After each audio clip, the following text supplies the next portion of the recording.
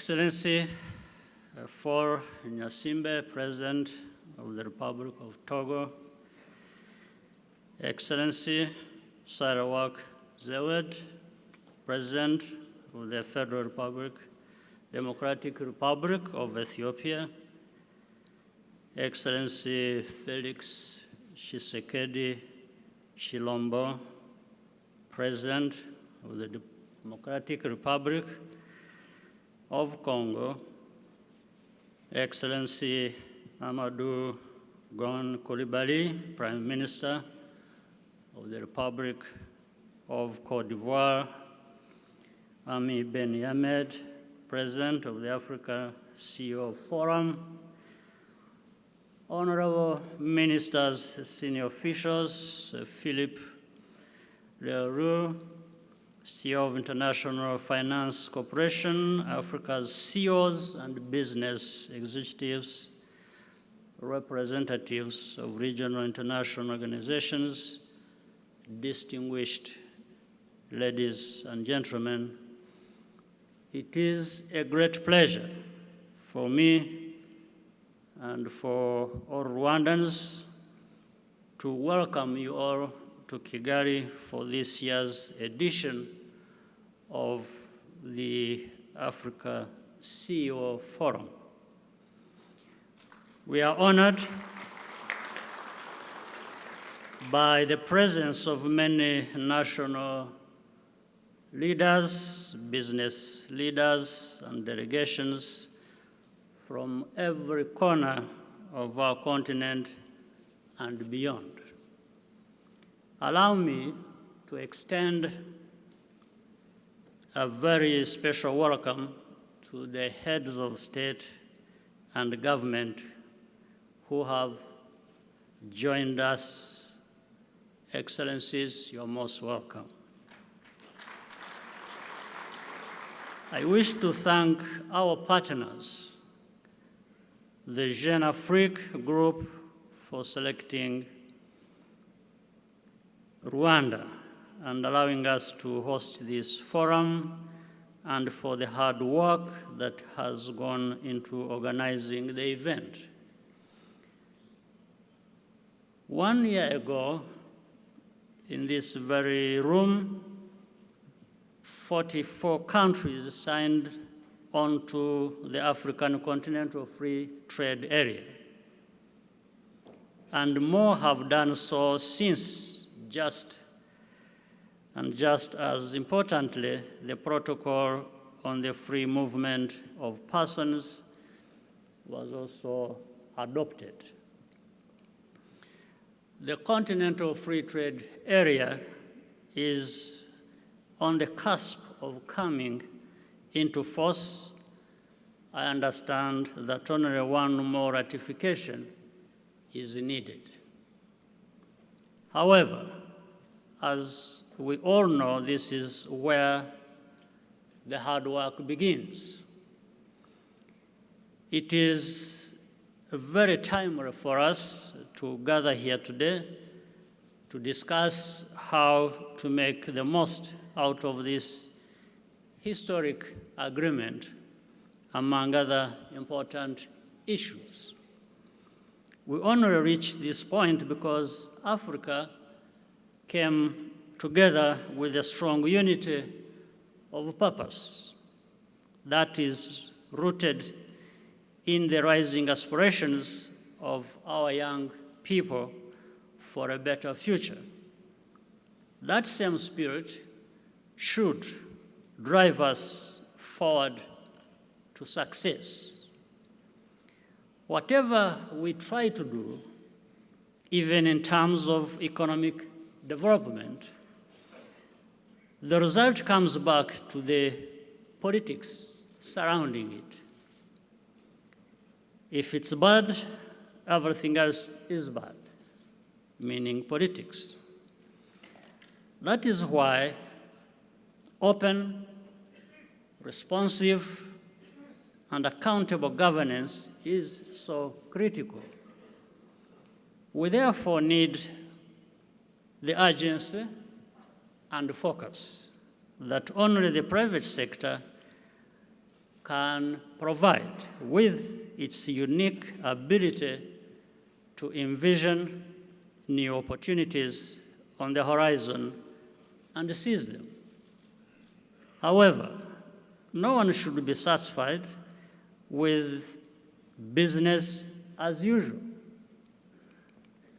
This is the right time for private sector leaders to reflect on what needs to be changed and improved on their end as well, so that we have a situation where, be it the private sector or public sector, we challenge one another, we push one another to make more progress. The implementation of the African Continental Free Trade Area, especially at a national level, will require constant dialogue and flexibility. The full involvement of the African business community is critical to keep us on track. In less than a generation, it is projected that Africa will have the world's biggest workforce. I'm sure you have heard this many times. That means 1.1 billion working-age Africans, which is more than China or India. We don't have any time to waste to do what is necessary so that this statistic becomes Africa's greatest asset rather than a burden for our continent and the world. It is our responsibility to ensure that deeper integration translates into prosperity and well-being for Africa's people. For one thing, half of those 1 billion people will be women. So, long as women face unnecessary obstacles in using their talent to the full, we are all going to continue paying a heavy price in terms of lost wealth. Overall, what we need is much more business activity, above all with each other, so that we see the emergence of global African firms with continental scope and scale, and also impact, which champion the interests and ambitions of our people.